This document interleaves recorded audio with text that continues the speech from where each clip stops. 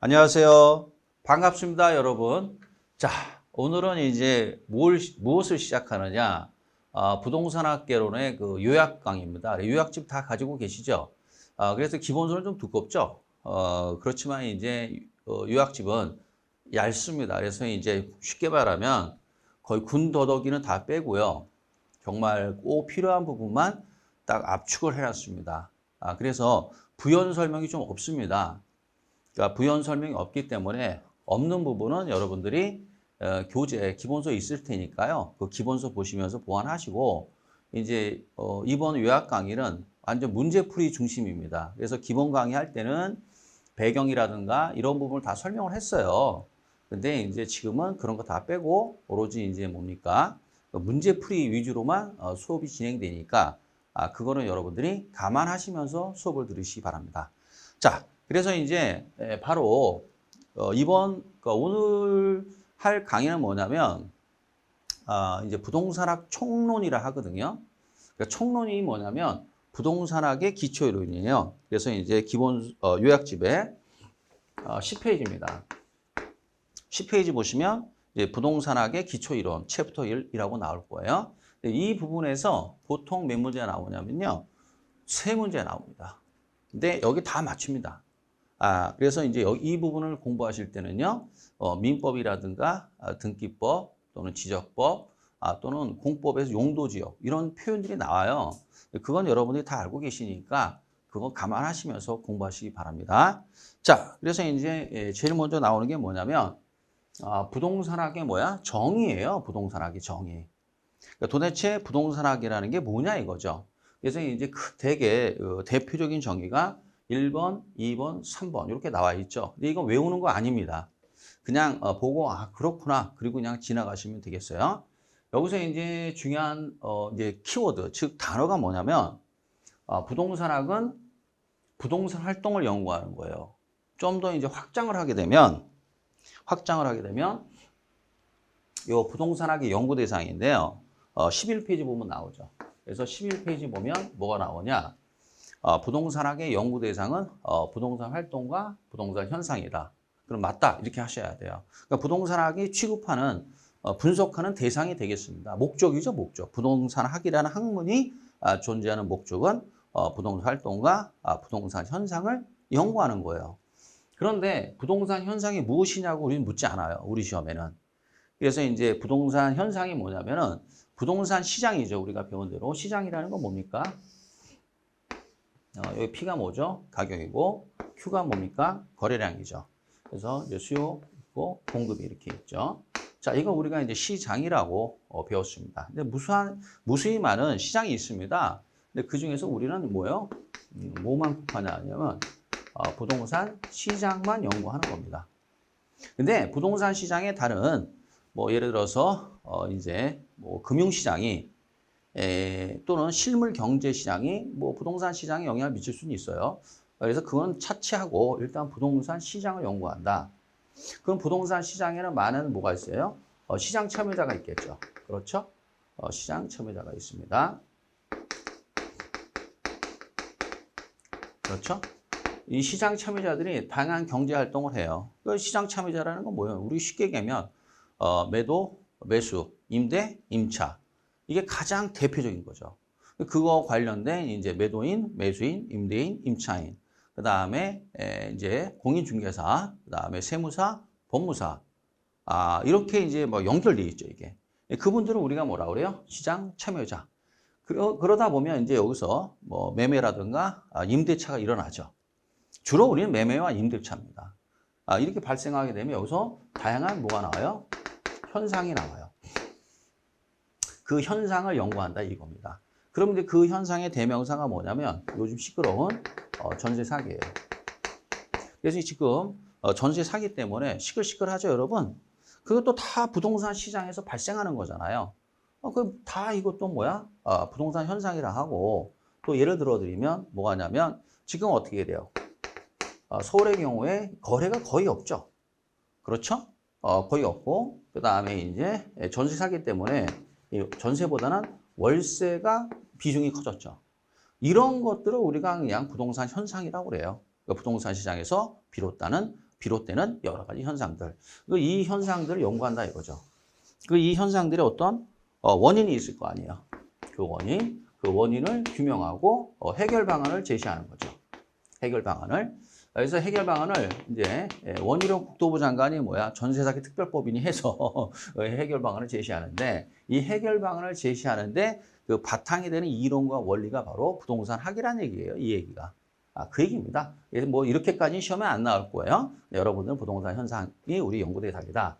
그러면 이제 이 시장 참여자들이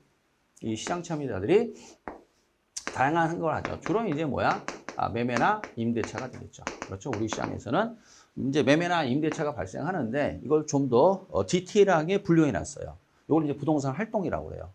디테일하게 분류해 놔서 우리가 이제 그것만 연구를 합니다. 그래서 11페이지 여러분이 보시면 양가로 5번에 부동산 활동의 분류가 나오죠. 거기 보면 의사결정 분야, 결정 지원 분야, 정부. 그래서 우리는 이것만을 부동산 활동이라 하고 그것만을 연구하는 거죠. 시장에 많은 시장 참여자가 있는데 모든 걸 다 우리가 하는 건 아니고요. 이렇게 정해놓은 것만 이제 연구를 하게 됩니다. 부동산 활동과 부동산 현상이 우리 연구 대상이다. 자, 이제 이걸 알았습니다. 그러면 이제 다시 이제 돌아가겠습니다. 돌아가서 자, 그럼 이제 여기 이제 뭐가 나오느냐? 이게 나오죠. 자, 제일 먼저 이제 여러분 부동산 활동이라는 단어가 나왔어요. 그죠? 부동산 활동. 그 다음에 능률화라고 나왔어요. 능률화. 능률화가 뭐냐면 효율성이에요. 옛날에는 이제 그 영어로 efficiency라는 건데요. 그 efficiency라는 것을 일본 사람들이 능률이라고 번역했어요. 근데 우리는 지금 다 효율이라고 번역하죠. 그래서 이제 부동산 활동의 효율성을 달성할 수 있게끔, 그러니까 누가 효율성을 달성하느냐? 시장 참여자들이. 그래서 매매나 임대차에서 그 효율성을 달성할 수 있도록 그 원리와 응용 기술을 제공해 준다 그 얘기입니다. 누구에게? 시장 참여자에게. 그걸 우리가 목적으로 한다 그 얘기죠. 이게 바로 가장 대표적인 부동산학의 정의예요. 그 다음에 이제 부동산학은 시험용입니다. 이제 부동산학은 이제 종합과학이고요. 종합과학이고, 그 다음에 응용과학이고, 그 다음에 무슨 과학이에요? 사회과학입니다. 이거 알고 계셔야 돼요. 그래서 종합과학이고, 응용과학이고, 그리고 사회과학이다. 그래서 옆에다 좀 쓰십시오, 여러분. 뭐라고 쓰냐면은, 자, 지금 어디 하냐면, 여러분, 10페이지 하는 겁니다. 10페이지 맨 위에, 양가로 1번, 이제 부동산학의 학문적 정의, 여기 하는 겁니다. 좀 쓰세요. 옆에다 뭐라 쓰냐면, 순수과학, X, 자연과학, X, 이렇게 쓰십시오. X, 이렇게. 미리 써놓으세요. 순수과학, X, 그 다음에 자연과학, X. 금방 설명할게요. 그래서 이제 난이도 하로 나옵니다. 순수과학이다, 자연과학이다. 무조건 틀린 거예요. 우리는 종합과학이고, 응용과학이고, 사회과학이다. 이제 금방 할 겁니다. 자, 그 다음에 또 이제 뭘 알아야 되냐면, 여기서 그 용어 중에, 법률적, 경제적, 기술적. 요걸 알아야 돼요. 금방 나오는데, 이걸 우리가 뭐라 하냐면, 복합개념이라고 해요. 뭐라 한다고요? 복합개념. 자, 복합이라는 게 뭐냐면 여러 개 섞은 거를 우리가 뭐라 그래요? 여러 개 섞은 걸 뭐라 그래요? 복합이라 하잖아요. 우리가 이제 예를 들어서 비타민 C가 있잖아요. 그건 하나만 있지, 비타민 C가. 그런데 이제 비타민 C뿐만 아니라 칼슘이라든가 또는 아연 또는 비타민 D 이런 것들을 다양하게 섞은 걸 종합 비타민이라 하죠. 그럼 종합 비타민 또는 복합 비타민. 그렇죠? 그럼 복합이라는 거 여러 개를 섞었다는 얘기예요. 여러 개의 개념을 섞었다. 그래서 뭐라 그래요? 복합 개념. 그러니까 우리가 부동산학에서 말하는 복합 개념은 딱 정해져 있어요. 법률적, 경제적, 기술적. 이걸 우리가 무슨 개념이라 한다? 복합 개념이다. 다시 한번 정리할게요, 여러분. 복합 개념이란 단어가 나오면 자동으로 나와야 됩니다, 이제는 여러분. 그래서 법률적, 경제적, 기술적. 이게 자동으로 나와줘야 이제 문제 풀이할 때 편안합니다. 자, 그래서 복합 개념이란 단어가 나와요. 그 다음에 종합과학이고 응용과학이고 그 다음에 사회과학이다. 그래서 이제 우리가 요것들을 대해서 이제 우리가 이제 다시 그동안 배웠으니까 이걸 정리를 하도록 하겠습니다. 그래서 이제 자, 그러면 이제 정리를 해보면 이제 뭐가 나오냐? 죄송합니다. 이게 아닌데요. 자, 예, 여기 나왔네요. 자, 그래서 10페이지입니다. 자, 10페이지 보시면 이제 뭐가 나오냐면, 부동산학의 성격이 나와요. 성격 나오는데, 제일 먼저 사회학이에요. 그러면 이제 사회학이라는 게 뭐냐? 사회학은 인간의 행태가 뭐냐면 행동과 태도. 이 행태를 연구하는 걸 사회학이라고 합니다. 우리는. 그러니까 따라서 이제 잘 한번 보세요, 여러분. 우리가 서울의 아파트는 굉장히 많습니다. 그렇지 않습니까? 어마어마한 아파트가 있어요. 그런데 지금 많은 중개업 하시는 분들이 또는 부동산업에 종사하는 사람들이 굉장히 힘들어요. 여러분 아시다시피. 뭐 부동산업뿐만 아니라 전체 경제가 지금 안 좋죠. 그 이유가 뭐냐? 사람들이 소비를 안 하기 때문에 돈이 없어서. 그러면 우리가 아파트가 많다는 게 중요한 게 아니라 중요한 건 거래량입니다. 거래. 중요한 건 뭐예요? 중요한 건 거래요, 거래. 거래가 엄청나게 줄었단 말이에요, 거래가. 그럼 거래는 누가 하는 겁니까? 매도인, 매수인, 임대인, 임차인이 하는 겁니다. 그렇죠? 그러니까 우리가 아파트가 많다는 게 중요한 게 아니라 매도인이, 매수인이, 임대인이, 임차인이 매매 임대차라는 경제활동을 해줘야 된단 말이에요. 그러니까 따라서 우리한테 중요한 건 거래가 중요하니까 거래는 누가 일어나요? 사람에 의해서 일어나는 거죠. 그 사람이 뭐예요? 매도 또는 뭐야? 매수 또는 뭐야? 임대 또는 뭐야? 임차. 인들에 의해서 이루어지는 거 아닙니까? 이게 사람이잖아요. 이분들이 중요한 거지 아파트가 많다는 게 중요한 게 아니죠, 우리한테는. 그래서 우리는 뭐야? 그 인간을 연구하기 때문에 무슨 과학이다? 사회과학이다. 이렇게 되는 겁니다. 교재 읽어드릴게요. 자, 사회과학 나왔죠? 거기 보면 인간 사회의 여러 현상을 뭐 이렇게 나오잖아요. 그래서 인간이 행태를 연구한 학문이다. 그래서 사회과학이다. 자, 그 다음에 이제 뭐가 나오냐? 응용과학이 나와요. 응용과학이 나와요. 자, 응용과학 뭐라고 되어 있어요, 여러분? 거기 중요한 키워드가 뭐냐면 양거로 2번에 동그라미 2번이죠. 2번에 보면 응용과학이 나왔는데 첫째 줄 뭐라고 되어 있어요? 복잡한 현실의 부동산 문제를 해결하기 위한 이렇게 되어 있잖아요. 그러니까 따라서 여기서 키워드는 뭐예요? 이 맞닥뜨리는 현실의 문제, 현실의 다양한 문제들을 해결하기 위해서 만들어진 학문이다 이거예요. 그러니까 따라서 우리가 배우는 내용들은 전부 다 응용하는 겁니다. 응용. 써먹는단 말이죠. 어디서 써먹냐? 부동산 중개시장에서 써먹는단 말이에요. 자, 예를 들어 드릴게요. 부동산학뿐만 아니라 여러분들이 배우는 모든 6과목을 다 써먹는 겁니다. 응용과학이란 말이에요. 자, 예를 들어서 이런 얘기요. 지금 만약에 여러분들이 주택 임대차를 한다. 그럼 어떻게 해야 돼요? 주택 임대차 보호법에 대해서 잘 알고 계셔야 됩니다. 주택 임대차 보호법을 모르고 어떻게 중개를 하겠다는 얘기예요. 그건 어불성설입니다. 말도 안 되는 내용이죠. 그래서 예를 들어서 뭐 다 배우셨겠지만은 일단 이제 임차인이 대항력을 갖추기 위해서는 주택을 인도받고 그 다음에 뭘 해야 됩니까? 전입신고까지 해야 되겠죠. 그럼 그 다음날 0시부터 대항력이 생깁니다. 그 다음에 확정 일자까지 획득을 하게 되면 어떻게 해야 돼요? 우선 변제권이 발생을 하는 거죠. 그리고 난 다음에 그 최우선 소액 임차보증금 최우선 변제라는 게 있죠. 그러니까 서울의 경우에는 뭐야? 제가 알기로는 1억 6,500만 원으로 알고 있습니다. 이번 1억 5천인데 1억 6,500원 올랐죠. 그 다음에 소액 임차보증금 최우선 받을 수 있는 게 2,200만 원까지 받을 수 있죠. 그러니까 그러한 내용을 알아야만이 여러분들이 중개업을 하실 수 있는 거예요. 중개업에서 여러분들이 임대차를 할 때 맞닥뜨려서 다 써먹는 거예요, 이렇게. 그 다음에 이제 요번에 이제 개정이 되면서 전세 같은 경우에 어떻게 해야 돼요? 임대인은 국세, 지방세 체납 사실을 어떻게 해야 돼요? 고지해 줘야 돼요. 그거를. 왜냐? 그거에 문제가 되는 거기 때문에 그렇습니다. 그 다음에 이제 임차보증금이 얼마나 있느냐, 근저당 얼마나 있느냐, 이런 거 다 확인을 하지 않습니까? 여러분들이 배우는 걸 다 어디에서 써먹어요? 중개에서 써먹고 있잖아요. 그래서 무슨 과학이다? 응용과학이다 이겁니다. 다 써먹을 수 있는 어디에? 이 문제 해결하기 위해서. 이 문제들을 어떻게 해결하기 위해서. 그렇게 알고 계시면 돼요. 그래서 우리는 무슨 과학이요? 응용과학이에요. 자, 그리고 난 다음에 그러니까 이게 외우는 게 아닙니다, 여러분. 막 이렇게 동글파기 쳐서 외울 수도 있겠지만 이렇게 이해해 두면 안 외워도 되니까 편안한 거죠, 여러분. 여러분 공부해 보셔 아시겠지만 외울 게 얼마나 많습니까?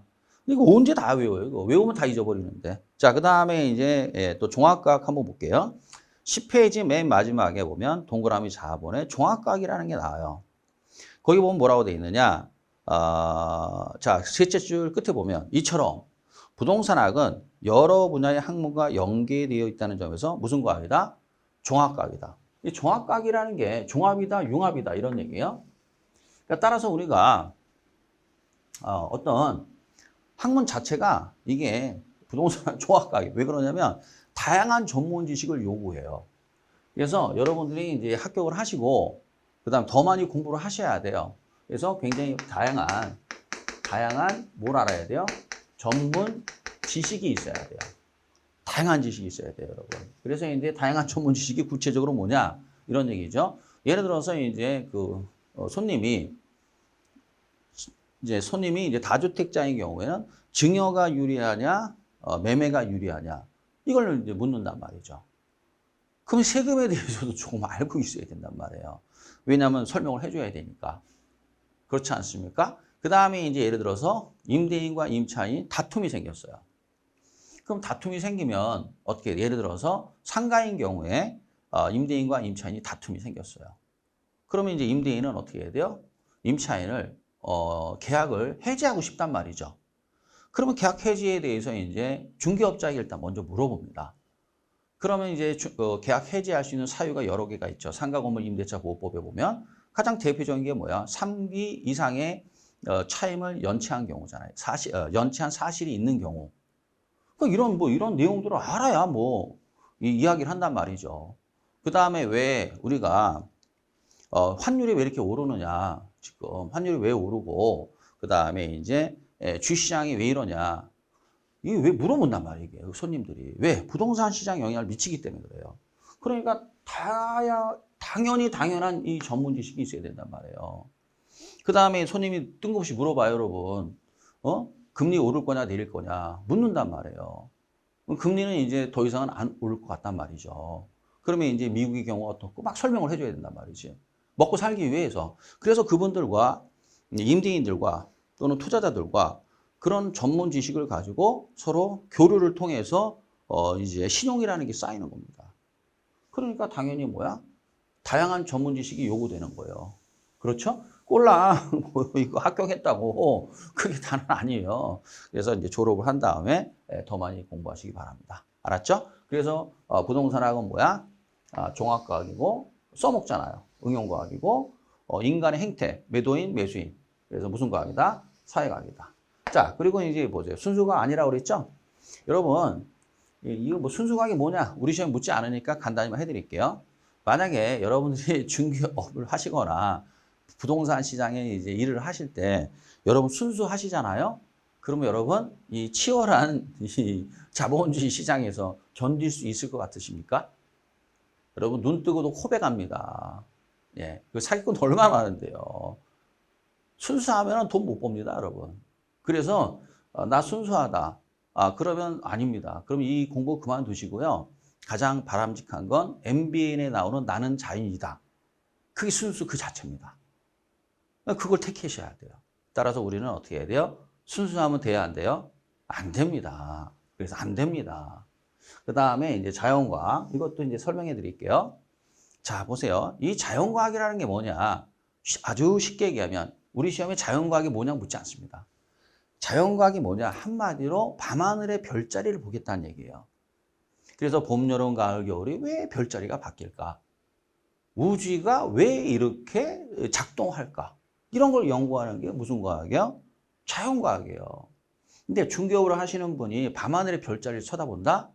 그게 무슨 말입니까? 망했다는 얘기입니다. 망하지 않고서야 밤하늘에 별 볼 일이 있겠습니까? 그러니까 우리는 자연과학도 아니다. 이런 식으로 쉽게 이렇게 여러분들의 머릿속에 정리를 하시면 돼요. 자, 자연과학 한다라는 건 밤하늘에 별자리 본다는 얘기죠? 그러면 안 됩니다. 중개업자가. 그 다음에 이제 중개업을 하시는 분들은 부동산업을 하시는 분들은 순수하면 됩니까? 안 됩니까? 안 됩니다. 그래서 두 개 자연스럽게 이렇게 해결하시면 돼요. 알았죠? 이 난이도 하로 가끔 됩니다.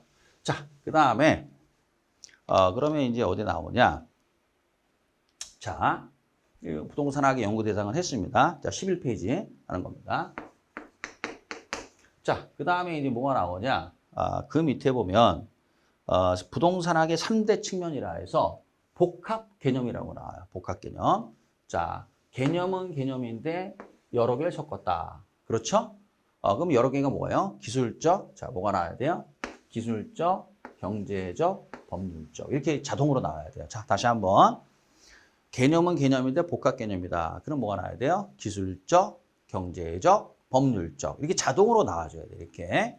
자, 그러면 이제 우리가 기술적이라는 건 뭐냐면은, 이제 요 물리적, 이 자연적인 거 비슷한 말입니다. 이렇게 같았는데, 요거를 우리가 물리적, 자연적. 그 다음에 여기서 공학이라는 게 뭐냐면 주로 건축이나 토목공학 얘기하는 거예요. 이게. 자, 그리고 이제 이렇게 알고 계시고요.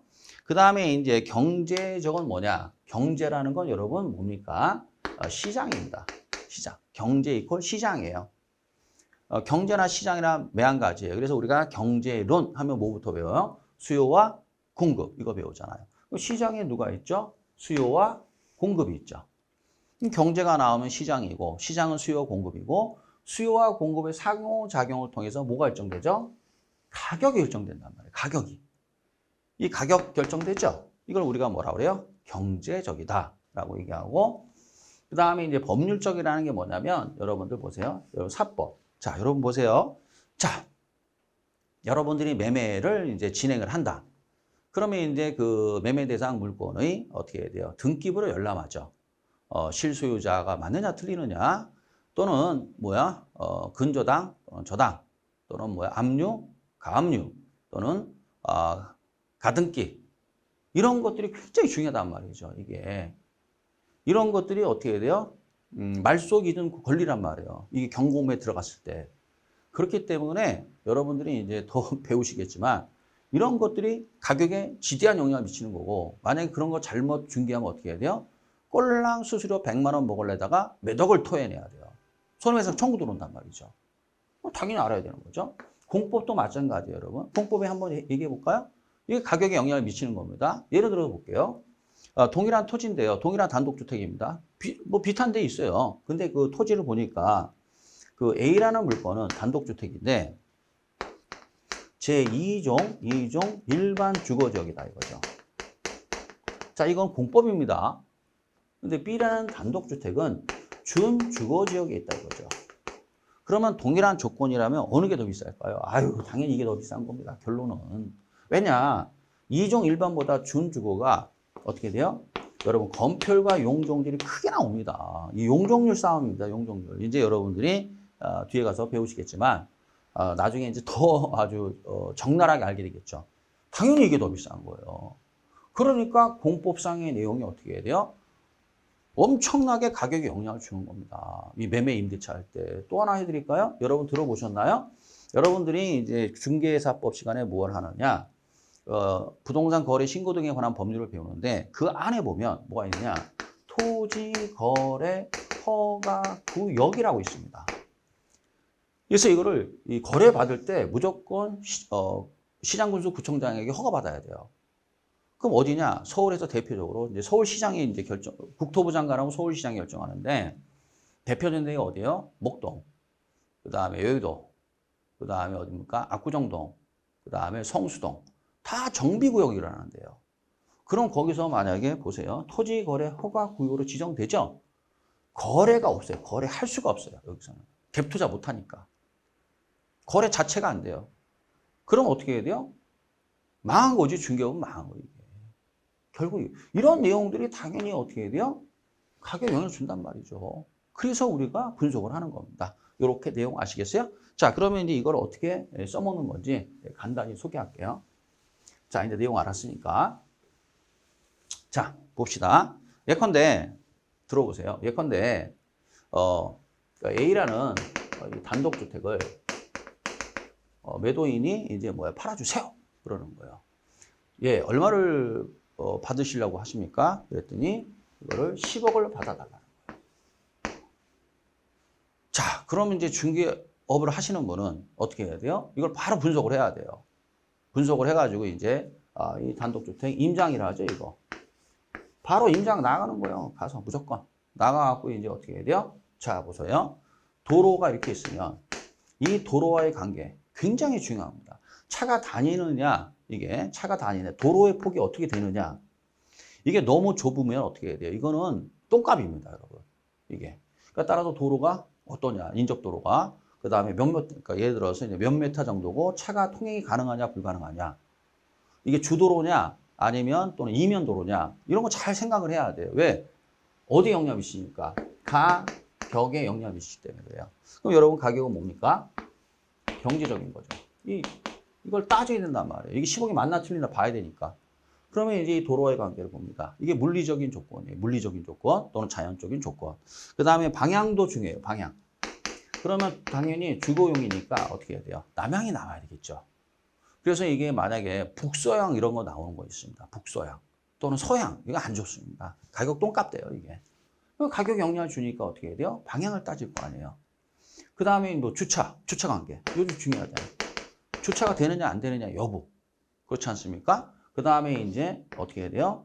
난방은 뭐로 하는 거냐? 도시가스냐 아니면 LPG냐 연탄이냐 이런 게 영향을 주지 않습니까? 이런 걸 뭐라고 그래요? 이런 거를 난방까지는 좀 그렇고 하여간 이제 여기서 방향이라든가 도로와의 관계 이런 게 이제 뭐요? 물리적인 자연적인 조건이고 그 다음에 난방 여기 보시면 난방 주차 그 다음에 이제 누수가 일어나느냐 안 일어나느냐 이거 골치 아픕니다 이거 이런 건 전부 다 어떻게 해야 돼요? 이런 거는 전부 다 이걸 뭐라 그래요? 우리가 이쪽에 와서 공학적이라고 해요. 뭐라고요? 공학적, 토목공학적, 건축 이런 거죠. 그럼 이런 내용들이 어떻게 해야 돼요? 이런 내용들이 여기에 영향을 미치는 거예요. 그에 따라서 우리가 물리적, 자연적, 그다음 공학적인 측면을 분석을 한 거예요. 눈에 보이죠?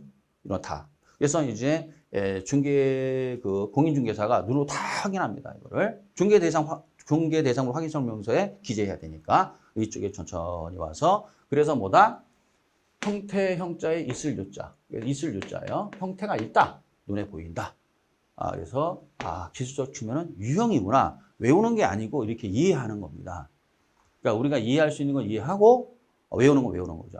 유형이구나. 이렇게 되는 거고. 다시 이쪽에 와갖고 이쪽에 오겠습니다. 자, 그 다음에 이제 뭘 또 분석을 하느냐. 등기부를 보게 되는 거예요. 등기부. 자, 그러면 등기부를 열람을 하는데 여러분 아시다시피 이제 다 배우셨을 겁니다. 이 단독주택은 어떻게 해야 돼요? 토지 등기부와 건물 등기부가 각각 돼 있습니다. 그러면 소유자가 보통 같은데 다를 수도 있습니다, 여러분. 그럼 골치 아픈 거예요, 벌써 이게. 이런 거는 어떻게 해야 돼요? 매매나 임대차 할 때 굉장히 신중하셔야 되겠죠. 그래서 건물도 갑이고 토지도 갑이다. 그럼 이제 일치하니까 무방한데 토지는 갑인데 건물은 을이다. 이거 임차권부 건물이거나 아니면 뭐 지상권부 건물 정도 되니까 복잡해져요, 권리관계가. 그럼 이런 권리관계, 그죠? 등기부고 또는 가압류 또는 압류, 근저당, 저당, 가등기, 담보 이런 게 있느냐 없느냐. 그렇죠? 그 다음 아까 봤지만 이 땅이 1종 일반이냐 2종 일반이냐 준주거지역이냐 이런 거 다 파악을 한단 말이죠. 왜죠? 가격에 영향을 미치기 때문에 그래요. 이런 걸 뭐라고 그래요? 우리가 법률적이라고 해요. 뭐라고요? 법률적.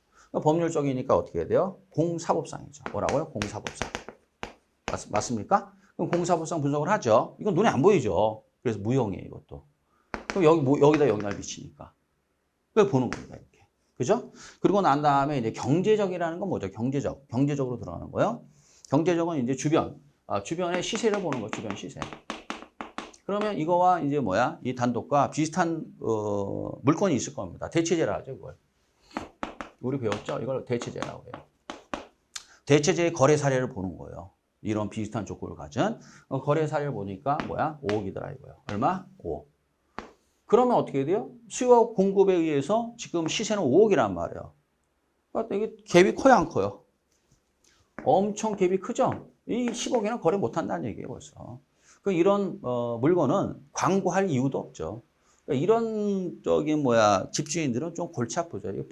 제정신이 아니지 이게. 예, 그러니까 이거는 뭐야? 버리고 그 다음에 만약에 다시 오셔서 이야기하면 5억이다. 왜 5억이다? 이래 이래서 5억이다. 그 이상은 못 받는다. 거래 못 한다. 라는 식으로 이야기를 해야 되겠죠. 자, 그래서 이게 무슨 개념이라고 그래요? 복합 개념이라는 거예요. 그래서 복합 개념의 논리로 자, 천천히 다시 방향, 도로와의 관계, 물리적 또는 자연적 또는 난방, 주차, 누수 관계 이거는 뭐야? 토목공학적. 그렇죠? 그 다음 등기부 또는 어떻게 해야 돼요? 용도 지역. 이건 법률적. 그렇죠? 그 다음에 뭐야? 마지막으로 가격. 이거를 체크하죠. 그러면 이 물건은 얼마야? 이 물건의 우리가 이제 감정평가로 해서 시장가치라고 배웠죠. 거의 시장가치죠, 이게. 시장가치. 또는 뭐 적정한 가격? 뭐야? 5억. 이렇게 판단해 버리는 거죠. 이게 전문가죠. 그럼 이걸 무슨 개념이라고 그래요? 다시 돌아와서 이쪽에 와서 무슨 개념? 복합 개념이다. 근데 우리가 이제 앞으로 계속 복합 개념의 논리로 이제 뭐 물건을 분석하고 현상을 분석하고 그렇습니다. 이렇게 알고 계시면 돼요. 자, 그 다음에 이제 경제적이나 법률적은 뭐야? 없을 무자예요. 없을 무. 그래서 형태가 없다. 무형이다. 이렇게 하시면 딱 떨어지죠. 그렇죠? 그래서 다시 한번 복합 개념. 나 뭐 알아야 돼? 개념이 여러 개다. 기술적, 경제적, 법률적. 이렇게 딱 정리돼 있어야 됩니다. 자, 그리고 자, 또 이제 보게 되면 이제 뭐요? 자, 그러면 이제 뭐가 나오냐? 여기 이제 요게 그 다음인데 이걸 먼저 봐야 될 것 같다. 자, 그러면은 이걸 먼저 봐야 돼요. 자, 여기 나왔네요. 자, 그럼 이게 몇 페이지냐면요. 11페이지 보면 자, 이제 부동산 활동이라고 나옵니다. 11페이지. 그 양가로 5번이죠. 부동산 활동의 분류라고 나오는데 자, 우리가 이제 부동산학은 부동산 활동을 연구하는 학문이라고 했어요. 그러면 이제 부동산 시장에 참여하는 모든 그 분야를 우리가 연구하는 게 아니라 우리는 정해놓고 연구하는 거죠, 이렇게. 그래서 이제 결정 지원 분야라는 게 있어요. 지원한다는 건 뭐야? 이거를 부동산 서비스업이다라고 표현할 수도 있어요. 그러니까 부동산 서비스업이나 결정 지원 분야나 같은 말이에요. 서비스업, 지원 분야. 그럼 이분들 우리가 뭐라고 그래요? 부동산 전문가라고 그래요. 자, 그럼 제일 먼저 뭐가 나왔어? 중개 나왔죠? 중개의 전문가 아니에요. 중개의 전문가. 그 다음에 뭐야? 관리의 전문가. 그렇죠? 그 다음에 감정평가의 전문가. 그 다음에 컨설팅을 뭐라 하냐? 자문이라고 해요. 뭐라 한다? 자문.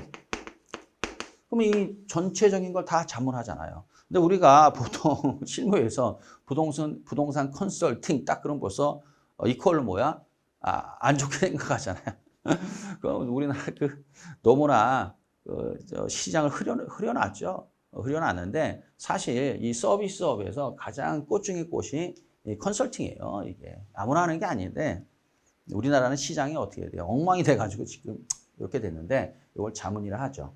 이 사람들은 어떻게 해요? 어떤 의뢰인의 의뢰를 받고 자기의 전문 지식을 제공하는 거죠. 그래서 자, 중개, 관리, 그 다음에 뭐야? 감정평가, 그 다음에 자문.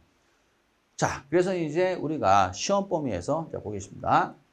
중개는 이제 빠져나갔어요. 중개 실무에서 배우고, 그 다음에 이제 관리는 배우죠. 관리하고 마케팅이라 해서 각각 한 문제 정도 나옵니다. 배우죠, 이제. 근데 감정평가는 우리 배웠죠? 근데 됐고, 컨설팅은 빠져나갔어요. 우리 시험 범위가 아닙니다, 이거는. 왜냐하면 우리나라에 컨설팅을 위한 그런 국가고시 없어요. 그냥 아무나 할 수 있습니다, 컨설팅은. 아무나 할 수 있기 때문에 이거는 이제 시험 범위에서 빠졌어요. 그래서 우리가 이제 이 부분이 우리 교재에 소개되어 있죠. 이렇게. 이걸 우리가 뭐라 그래요? 서비스업이라고 하고 합니다. 그러면 이제 제가 강조한 이유가 뭐냐면은 자, 11페이지 다시 보세요. 자, 11페이지 양가로 4번에 한국표준산업분류에 따른 부동산업이 나와요. 이거는 그냥 외우시는 겁니다. 암기하는 거예요. 이게. 근데 그 막무가내로 외우느냐? 아닙니다. 자, 이게 요령이 있습니다. 일단 보세요. 그 박스 안에 보면 뭐가 나와요? 부동산 관련 서비스업이 나오죠. 뭐라고요? 부동산 관련 서비스업. 자, 그럼 부동산 관련 뭐가 나와요? 서비스업이 나오죠? 그래서 어떻게 해야 돼요? 관리업, 중개, 자문, 감정, 평가업. 뭐하고 일치합니까? 이거하고 일치하잖아요. 그러니까 의사 결정 지원 분야나, 그죠? 서비스업이나 같은 거예요. 관리업, 그 다음에 중개자문. 중개하고 자문이나 비슷한 거예요. 왜 그러냐면 중개를 하기 위해선 자문도 해야 되니까. 그래서 중개업을 하시는 분이 이제는 거의 컨설팅 정도 수준이 됐어요. 뭐 그렇게 하지 않으면 어떻게 해야 돼요? 힘듭니다, 요즘. 그러니까 중개 자문, 그다음에 감정평가. 됐죠? 그러니까 따라서 서비스업이나 다시 여기 와서 결정 지원 분야나 매 한 가지예요. 네. 자, 그리고 난 다음에 자, 다시 그러니까 안 해도 된다는 얘기죠, 이게. 그 다음에 이제 그 임대 및 공급업이 나와요. 이것도 안 외워도 됩니다. 배운 대로 하시면 돼요. 여러분 뭐예요? 임대인, 임차인 있잖아요. 임대인은 뭐요? 임대인은 수요자예요, 공급자예요? 공급자죠. 그러니까 임대 및 뭐야? 공급업 이렇게 나오는 거예요. 어차피 임대인은 공급자니까 임대 및 공급업. 자, 그 다음에 임대업과 개발 및 공급업이 있는데 이게 이런 얘기예요. 이 두 개를 나누면 자, 임대업은 어떻게 해야 돼요? 부동산 임대업을 하기 위해선 기존 건물이 있어야 된다는 얘기예요. 기존 건물이. 기존 건물이 있어야 임대업을 하는 거지 아무것도 없는데 어떻게 임대업을 합니까? 그럼 이 기존 건물을 그죠? 이 건물을 누군가가 신규로 공급해야 되잖아요. 그럼 이게 신규로 공급하는 거예요. 신규로 공급하는 사람들, 이 사람들. 그러니까 결국 어떻게 해야 돼요? 공급하는 거예요. 공급은 기존이 있고 어떻게 해요? 신규 공급이 있잖아요. 우리는. 그러니까 기존 건물을 임대한다. 임대업. 그 다음에 신규로 공급한다. 그럼 뭐 개발 및 공급업. 뭐 신규로 공급하는 거죠. 정 안 되면 개공이라고 외우세요. 뭐라고요? 개공. 정 안 되면 뭐야? 개공. 이렇게. 자, 그래서 우리 시험에 뭐라 나왔냐? 이렇게 나왔습니다. 다음 중 부동산 관련 서비스업이 아닌 것은 이렇게 나왔어요. 쭉 나왔겠죠, 이게. 그거 아니고 이제 정답은 뭐냐면 이게 정답이었어요. 아마 개발 및 공급업입니까? 이게 나왔을 거예요. 이거는 완전히 성격이 다른 거죠. 이건 서비스업이 아니지. 이 사람들은 서비스업이지만 이 사람들은 주체죠. 행위 주체. 그렇죠? 네, 그래서 이렇게 하면은 딱 정리가 될 거예요. 어려운 것도 없습니다. 이렇게 내용을 알고 이렇게 쳐다보면 별것도 아니에요. 외우고 말고 할 것도 없어요. 그런데 이제 그냥 막 어떻게 빨리 한번 해보려고 그럼 좀 그렇죠. 자, 됐고. 자, 그 다음에 이제 됐습니다. 그래서 우리가 부동산 활동. 자, 다시 죄송합니다. 부동산 활동 하면 우리는 이것만 연구하는 거다. 자, 그 다음에 이제 부동산 활동에 보면 의사결정 분야. 이게 제일 중요하죠. 투자, 개발, 금융이죠. 이게 제일 중요합니다. 투자론, 개발론, 금융론 해서 우리가 배웠죠. 그러니까 이분들이 어떻게 해야 돼요? 이분들이 투자하고 개발하고 대출을 실행해줘야 부동산 시장이 돌아가는 거예요. 여러분 아시다시피 지금 부동산 시장이 어떻게 해야 돼요? 굉장히 그 하락장입니다. 왜 하락장이에요? 알려드릴게요. 투자를 안 하는 거예요. 투자자들이. 다시 얘기해서 매매가 일어나지가 않아요. 하지 않으니까 아파트가 됐든 상가가 됐든 뭐 지식산업센터가 됐든 뭐가 됐든 오피스텔이 됐든. 왜요? 그 이유는 이제 우리 시험에 안 나오기 때문에 안 하겠습니다. 돈이 안 되기 때문에 안 하는 거죠. 수익률 싸움이니까. 자, 그러면 이제 어차피 어떻게 공급해봤자 분양이 안 되잖아요. 그러니까 개발업자들이 또는 시행자들이 안 합니다. 그리고 은행이 대출 안 해줘요. PF 대출 안 해주고. 그 다음에 어떻게 해야 돼요? 전세자금 대출도 굉장히 위축됐고, 그 다음에 주택담보대출도 위축이 됐어요. 안 해주잖아요. 그러니까 시장이 안 돌아가는 거예요. 그러니까 따로 이 3자가 제일 중요한 핵심 세력이에요. 그래서 이자들을 보면 어떻게 시장의 작동 원리를 알 수 있죠. 그래서 우리가 투자론, 개발론, 금융론 이게 배우죠. 그래서 투자론에서 이제 매년 5문제에서 7문제, 개발론에서 한 2문제, 그렇죠? 금융론에서 한 4문제가 나오죠. 이렇게 많이 나오면 되죠, 여기가. 그 다음에 감정평가론에서는 매년 7문제 나오고, 그렇죠? 관리한 문제, 마케팅한 문제, 컨설팅 시험법에서 빠졌고, 이렇게. 근데 우리는 요거만 연구한다. 그렇죠? 이렇게 알고 계시면 되겠고, 그 다음에 이제 여기서 자, 이제 이분들이 원하는 건 뭐냐? 바로 이제 효율성이라는 거예요. 효율성. 그래서 부동산학이라는 것은 아까 뭐라고 되어 있습니까? 부동산 보여드릴까요? 자, 보겠습니다. 자, 여기 나왔죠? 부동산 활동의 능률화, 효율성을 추구하는 뭐예요? 종합 응용과학이잖아요. 그렇죠? 그래서 다시 돌아와서 자, 여기 오면 여기가 부동산 활동이죠? 이 효율성이란 말이에요. 효율성. 이거 설명하는 거예요. 그럼 부동산학은 여기 이제 집중하는 거예요. 효율성이 뭐냐, 이게. 이 사람들은 부동산 투자자, 개발업자, 그다음 은행은 수많은 문제에 직면합니다. 직면했을 때 어떻게 그 선택을 해야 되느냐? 우리가 배운 대로 하면 돼요. 우리가 배운 대로. 그게 바로 뭡니까? 자, 우리는 무슨 자산이에요? 위험자산이에요, 위험자산. 위험자산입니다. 주식, 부동산, 다 위험자산이에요. 잘못 투자하면 어떻게 해야 돼요? 망조 드는 겁니다. 자, 그럼 어떻게 돼? 이 상황에서 위험이 같을 때는 어떻게 해요? 최고의 수익이 나오는 거. 또는 수익이 같을 때는 최소의 위험이 나오는 걸 선택하고 싶다 이거죠. 이걸 바로 뭐라고 해요? 효율성이라고 해요. 그래서 투자자가 됐든 개발업자가 됐든 은행이 됐든 무조건 뭐야? 위험과 수익이에요. 그러면 위험이 같을 때는 최고의 수익이 나오는 것을 택했을 때 수익이 같을 때는 뭐야? 최소의 위험이 발생하는 것을 선택했을 때 이것을 효율성이 달성되었다라고 표현하는 거예요. 그래야 돈을 버니까. 그렇죠? 그래서 이제 미리 좀 보면 좀 이따 보겠지만 미리 알려드릴게요. 자, 그래서 부동산학이 추구하는 최우선의 가치는 뭐야? 효율성이다. 이게 이겁니다. 그래서 이제 효율성을 추구하고 효율성을 달성할 수 있는 방법 중에 하나가 뭐야? 최유효 이용이에요. 그래서 그 내용이 이제 어디 나오느냐? 자, 13페이지 한번 보시기 바랍니다. 자, 페이지 13페이지 보시면 자, 6번 부동산학의 이념 나오죠? 그래서 뭐라고 되어 있어요? 효율성. 이 한글 1번. 부동산학에서 추구하는 최우선의 가치는 뭐야? 효율성이다. 이게 나오죠. 그 다음에 최유효용 나오고 그 다음에 양으로 이번에 형평성이 나와요. 형평성 나오는데 요거는 또 시간이 좀 애매하니까 여러분들 요거까지 하고 다음 시간에 또 이어서 설명하도록 하겠습니다.